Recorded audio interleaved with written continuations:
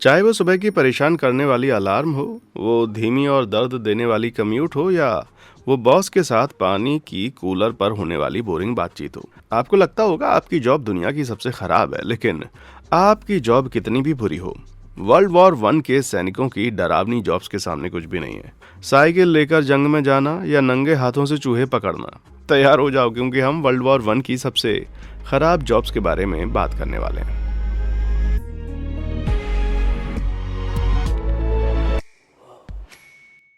Wiring parties. भाई लोग, world war one की सबसे मशहूर तस्वीरों में से कुछ में नो मैंस लैंड के कांटेदार तार दिखते हैं, लेकिन वो कांटेदार तार खुद से तो वहां पर लगे नहीं थे, बल्कि वायरिंग पार्टीज का काम था कांटेदार तार बिछाना। इस नाम के बावजूद ये जॉब जश्न मनाने लायक नहीं थी। सैनिकों के ग्रुप रात में नो मैंस लैंड में जाते, अपने टूटे हुए चुभने वाले तारों को ठीक करते और दुश्मन की डिफेंस को काटते। सबसे पहले ये तेज कटीले तार सैनिक की स्किन को आसानी से काट सकते थे, जो अंधेरे में बिना लाइट के देखना और मुश्किल था। कितना दर्दनाक होता होगा ना। लेकिन वो आवाज भी नहीं कर सकते थे, क्योंकि जरा सी आवाज से मशीन गन और आर्टिलरी की बारिश हो सकती थी। लेकिन सिर्फ सुने जाने का डर ही नहीं था, वायरिंग पार्टीज को दुश्मन की फ्लेयर से रोशनी में आकर पकड़े जाने का खतरा भी था, जो उनकी पोजीशन दुश्मन के ठीक नाक के नीचे बता देती। फ्लेयर से पकड़े गए आदमी या तो कंटीले तारों पर गिर जाते या फ्लेयर की रोशनी कम होने तक फ्रीज हो जाते। वायरिंग पार्टी की मुश्किलें यहाँ पर खत्म नहीं होती। अगर ये लोग अपनी मिशन से बच भी जाते तो उन्हें रात के अंधेरे में अपनी ट्रेंच वापस ढूंढनी पड़ती। अंधेरे की वजह से ये लोग अक्सर अपनी जगह से दूर भटक जाते थे। यार, मैं सोचता था कि मेरे ऑफिस से घर की वॉकिंग डिस्टेंस बहुत ज्यादा है। तोप खाने का सुपरवाइजर। आप सोचेंगे कि 6000 फुट ऊपर हवा में कोई भी नोमैंस लैंड में फंसे लोगों से ज्यादा सुरक्षित होगा, लेकिन मुझे नहीं लगता कि तोप खाने का ऑब्जर्वर इससे सहमत होगा। ये लोग निगरानी वाले गुब्बारों में ऊंचाई पर तैनात होते थे, दुश्मन की सेना की हलचल देखने के लिए। युद्ध के मैदान से 1 मील ऊपर उड़ने से पर दुश्मन को उन्हें सही से गोली मारने का मौका मिलता था। अच्छा, ये वो गिरना कितना बुरा होता। लेकिन उन्हें एक और खतरा था, और वो था लड़ाकू जहाज। 1915 तक लड़ाकू जहाज तोप खाने के निरीक्षकों पर हमला करने लगे, सॉसेज भूनना कहकर, क्योंकि गुब्बारे का आकार अजीब होता था। आमतौर पर लड़ाकू जहाज से रॉकेट दागे जाते हैं, जो हाइड्रोजन से चलने वाले गुब्बारे से टकराकर बड़ा धमाका करते हैं, जो अंदर के लोगों को भी ले डूबता था। विली कोपेंस एक बहुत ही कामयाब भूनने वाला सिपाही इतना शानदार था कि उसने 34 तोपखानों वाले गुब्बारे गिराए। आपदा के मामले में निगरानी करने वाले गुब्बारों में पैराशूट होते थे, जो अंदर के लोगों को सुरक्षित नीचे उतरने देते। यार, वो तो ठीक लगता है, लेकिन तेज हवाओं से पैराशूट वाले दुश्मन इलाके में उड़ जाने का खतरा हमेशा बना रहता था। और ये जंग की बात है, मुझे नहीं लगता दुश्मन सैनिक विदेशी पैराशूट वालों को अपनी लाइनों पर उतरते देखकर खुश होते। सब कुछ सोचकर मैं कहूंगा कि निगरानी करने वाले गुब्बारों में काम करने वालों का काम वाकई गुब्बारे फोड़ने वाला बिल्कुल भी नहीं था। भाई लोग, आपको पता है क्या फूटने वाला है? यार, मेरे चैनल के सारे वीडियो नीचे लाइक और सब्सक्राइब वाले बटन को दबाओ, ताकि भाई लोगों को हर नई जानकारी मिलती रहे। हो गया? चलो बढ़िया, अब देखते हैं आगे क्या है। वायुसेना के पायलट। ऊंचे उड़ने वालों की बात से अब आते हैं हवाई जहाज के पायलट्स की जॉब पर। वर्ल्ड वॉर वन के समय हवाई जहाज अभी नए नए थे। पहली हवाई जहाज की उड़ान युद्ध से सिर्फ 10 साल पहले हुई थी। नतीजे में उस समय के हवाई जहाज के डिजाइन बहुत ही बेसिक थे। लकड़ी के बने हवाई जहाज में खुला कॉकपिट होता था, जो पायलट्स को ठंड और ऊंचाई पर कम ऑक्सीजन से खतरा डालता। ऊपर से कोई नेविगेशन की मदद नहीं, बल्कि पायलट्स को जो मैप मिलते उनसे काम चलाते थे। रेलवे लाइनों के करीब उड़कर स्टेशन के नाम पढ़ने की कोशिश करते थे।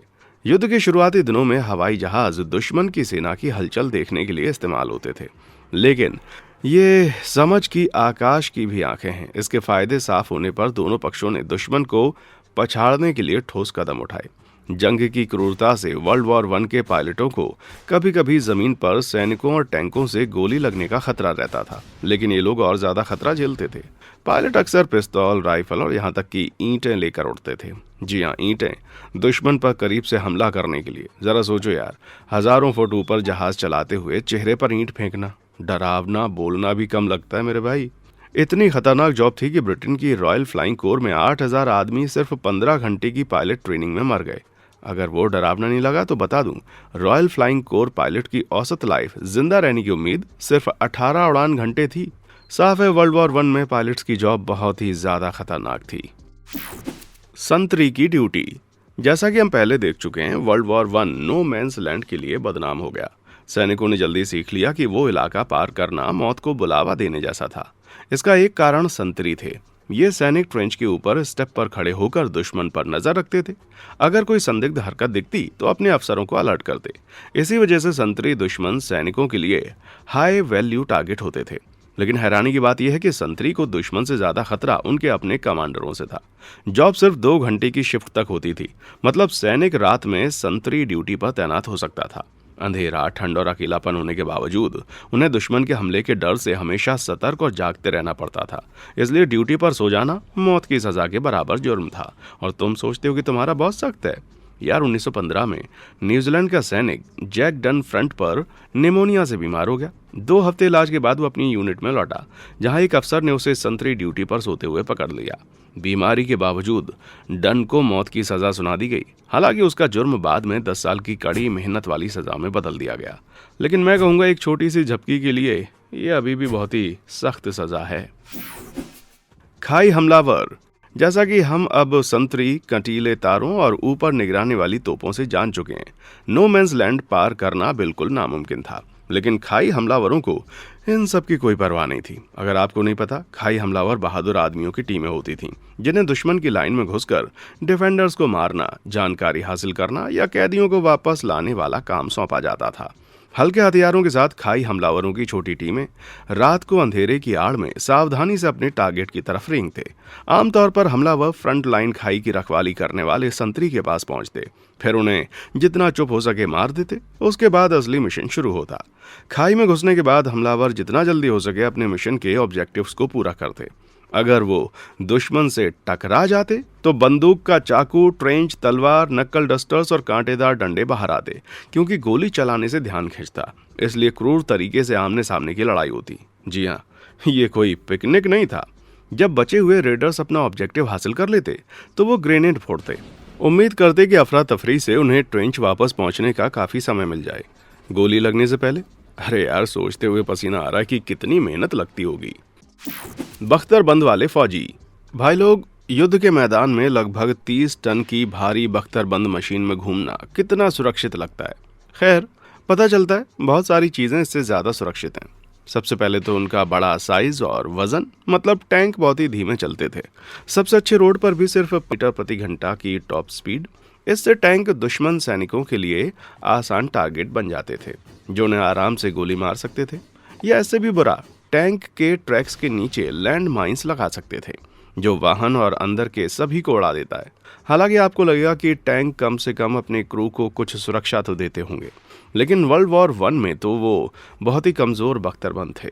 मतलब एक गोली बाहरी हिस्से को भेद सकती थी और अंदर बारूद में जाकर सब कुछ उड़ा सकती थी। शुरुआती टैंकों की एक और बेसिक चीज थी उनका इंजन डिजाइन। वो बड़े और बेकार जैसे ही थे, मतलब वो बहुत जल्दी गर्म हो जाते थे। और भी बुरी बात यह है कि इंजन अक्सर टैंक के बीच में रखे जाते थे। मतलब कोई क्रू जो इंजन के एग्जॉस्ट पर गिर जाए वो बुरी तरह से जल सकता था। और क्रू के लिए बदकिस्मती से इंजन पर गिरना बहुत बड़ा खतरा था।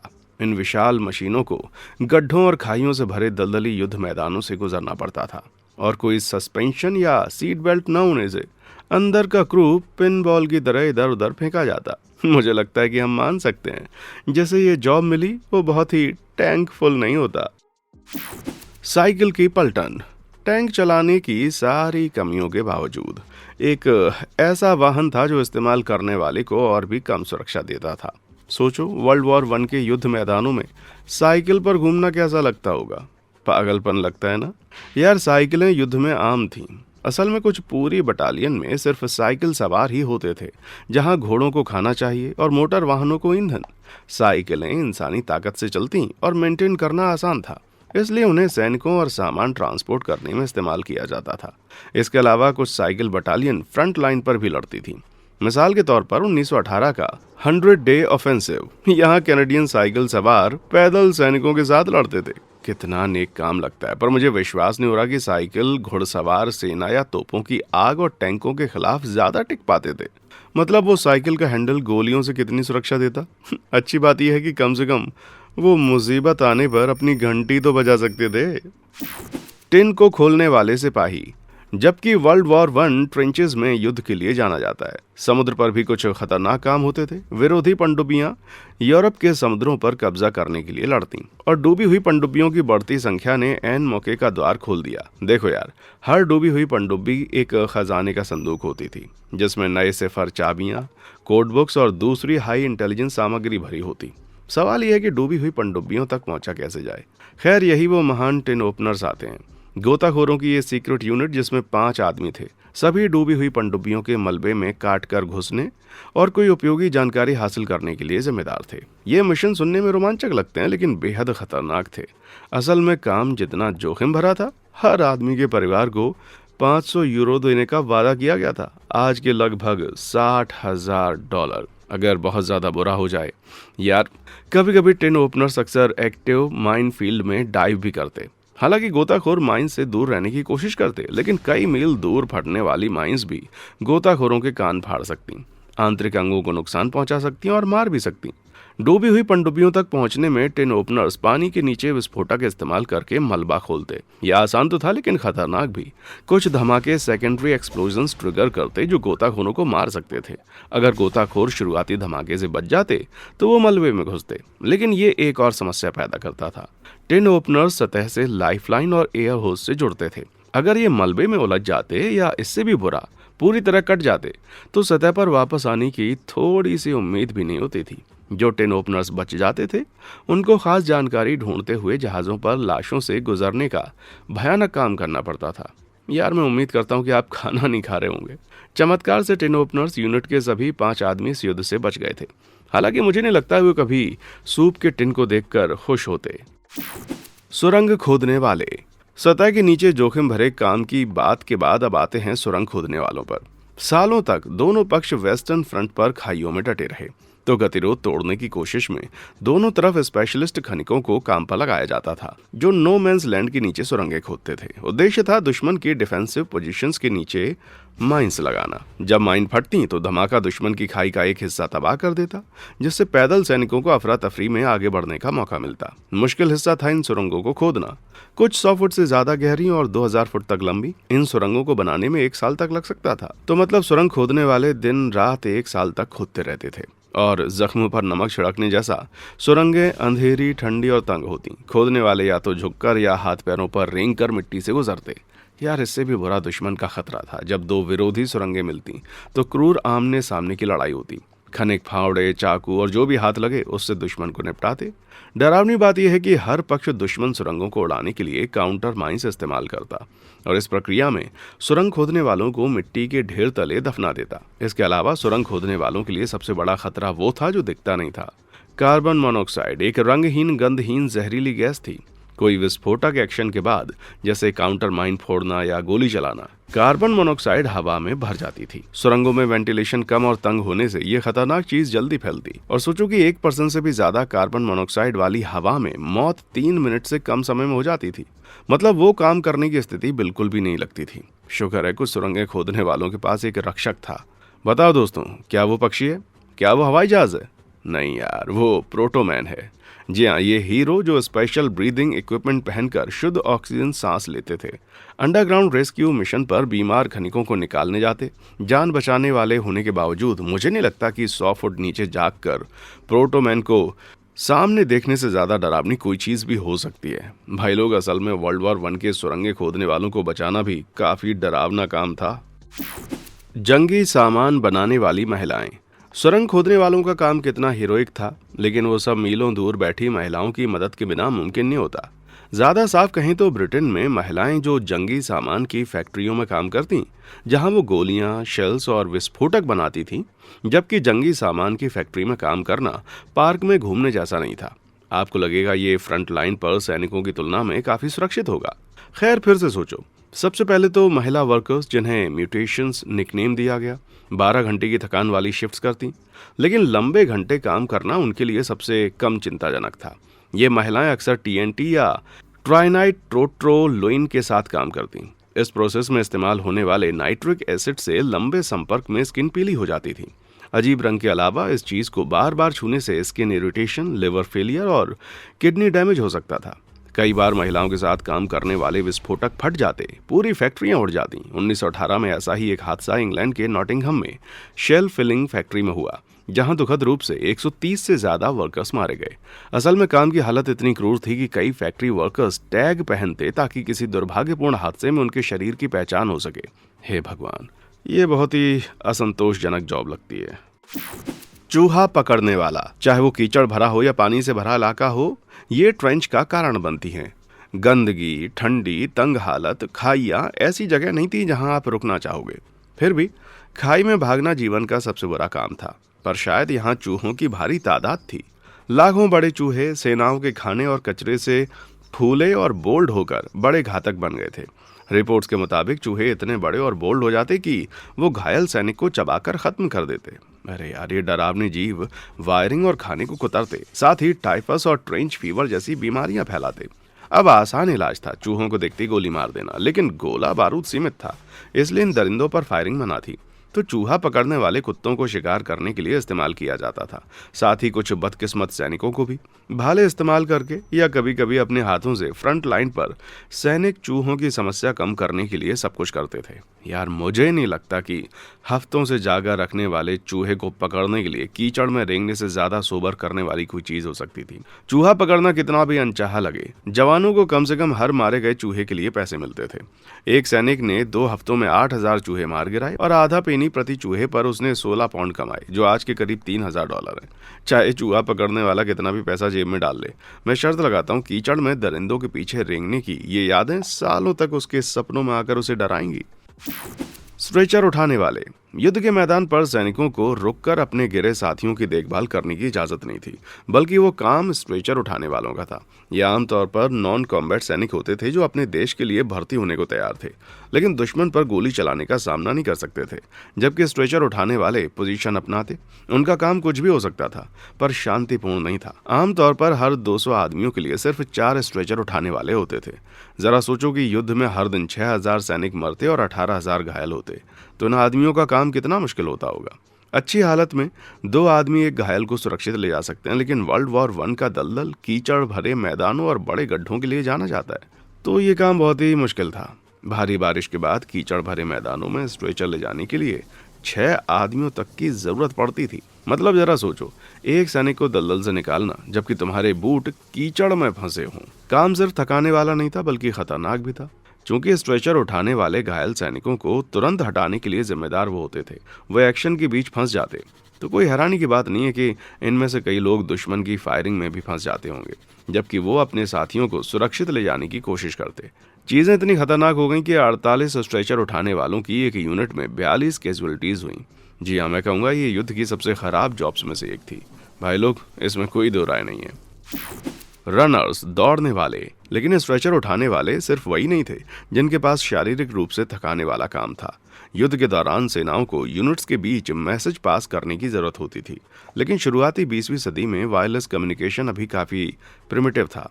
सबसे भरोसेमंद तरीका था इंसान, ज्यादा साफ कहें रनर्स लो रैंकिंग कॉर्पोरल ऑफिसर्स होते थे। फिटनेस, स्टैमिना और मैप पढ़ने की काबिलियत के लिए चुने जाते थे, लेकिन रनर्स को सिर्फ लंबी दूरी नहीं चलनी पड़ती थी, उन्हें कटीले तारों से गुजरना पड़ता, पानी भरे गड्ढों से बचना और साथ ही साथ दुश्मन की फायर से बच निकलना। 1917 में एक British runner machine gun position तक मैसेज पहुंचाने के लिए जिम्मेदार था, नो मैंस लैंड में। लेकिन अंधेरे में चलते हुए वो रास्ता भटक गया, और भी बुरी बात यह है कि जर्मन फोर्सेस ने उसको देख लिया, फ्लेयर छोड़ी, उसकी पोजीशन का पता लगा के शेलिंग शुरू कर दी। बॉम्बार्डमेंट के बाद रनर जिंदा दफन हो गया, सिर्फ सिर बाहर निकला हुआ था कीचड़ से। जब आखिरकार रनर को मिट्टी से निकाला गया, वो शौक में था। अगले दिन तक कुछ भी याद नहीं था। पता चला वो लकी वालों में से एक था। वर्ल्ड वॉर 1 के सलाहकार लेफ्टिनेंट एलन डेक्स्टर ने कहा, यह सिर्फ सवाल है कि रनर कितने दिन टिकेगा। हे भगवान, ये बात साफ है कि मैं उस जॉब से भागकर बहुत दूर चला जाता। फ्लेम थ्रोअर चलाने वाला, वाह, फ्लेम थ्रोअर्स, आग फेंकने वाले डिवाइसेस जो आग की जेट स्ट्रीम फेंकते हैं, बहुत बदमाश लगते हैं ना। आपको लगेगा कि वर्ल्ड वॉर 1 के फ्लेम थ्रोअर चलाने वाले जो भी रास्ते में आए उसे जला सकते थे, लेकिन इन लोगों की जॉब युद्ध की सबसे कम चाहने वाली जॉब्स में से एक थी। देखो यार, 1914 के आसपास जब युद्ध शुरू हुआ, मॉडर्न फ्लेम थ्रोअर्स नया इन्वेंशन था। नतीजे में ये मॉडल्स बहुत ही भारी और चलाने वाले अनाड़ी थे। फ्लेम थ्रोअर्स के बड़े साइज को चलाने वाले धीमे चलते दुश्मन स्नाइपर्स और तोपों के लिए आसान टारगेट बन जाते थे। फ्लेम थ्रोअर्स के बड़े साइज को चलाने वाले धीमे चलते दुश्मन स्नाइपर्स और तोपों के लिए आसान टारगेट बन जाते थे। और जैसा सोच सकते हो, ज्वलनशील लिक्विड के टैंक पर गोली लगना अच्छा नहीं होता, लेकिन सिर्फ मेरी बात पर मत जाओ। ब्रिटिश ऑफिसर फिलिप क्रिस्टसन ने अपनी आंखों से देखा, गोली फ्लेम थ्रोअर से लगी और चीख के साथ आदमी आग की लपटों में बदल गया। खैर भाई लोग, यही जॉब है जो सच में आपको फायर करती है, सच में यार। नौसेना के माइन साफ करने वाले। इतनी आग की बातों के बाद मुझे थोड़ा ठंड होने की जरूरत है, तो समुद्र से बेहतर जगह कहाँ होगी। जैसे हमने टिन ओपनर्स के काम को देखा यार, यूरोप के समुद्र वर्ल्ड वॉर 1 में नौसेना की माइनों से भरे हुए थे। सिर्फ नॉर्थ सी में 2,35,000 थी और नौसेना के माइन साफ करने वालों की जॉब थी इन टिकिंग टाइम बॉम्ब्स को साफ करना। बड़े ट्रॉलर समुद्र में जाते और वायर नेट से स्वीप करते, फिर माइनों को सतह पर लाते। माइनों को डिफ्यूज करने में आपको लगेगा जितना आराम से होता उतना आराम से काम करते। नहीं, वर्ल्ड वॉर 1 में इस्तेमाल किया गया धातु उससे ज्यादा सख्त था, बल्कि माइन साफ करने वाले माइनों पर फायर करके उनको फोड़ भी देते। बस उम्मीद है कि शूट करने वाले खुद को फिश फूड बनने से बचाने के लिए काफी जगह दे देते। जैसा लगता था, ये माइन साफ करने वाले ट्रॉलर्स हमेशा उनसे टकराने से नहीं बच पाते।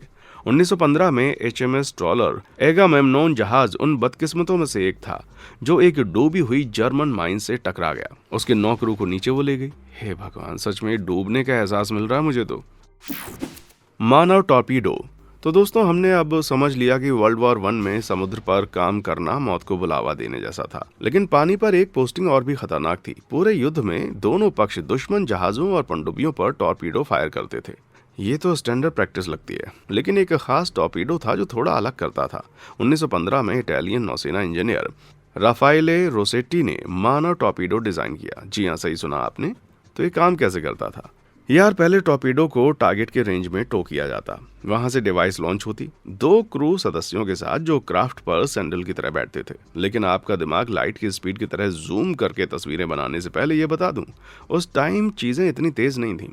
17 इंच प्रोपेलर से फिट टॉर्पीडो का कंप्रेस्ड एयर इंजन हथियार को 4 नॉट की धीमी स्पीड से आगे धकेलता, 5 मीटर प्रति घंटा की रफ्तार से कम क्रू को वेसल पर बैलेंस रखने देता। बस उम्मीद है कि वो भूखे शार्क से ना टकराएं, क्योंकि ये सबसे तेज भागने वाला वाहन नहीं था। दिलचस्प बात यह है कि क्रू डाइविंग सूट्स पहनते थे, लेकिन सांस लेने का अपरेट्स नहीं था।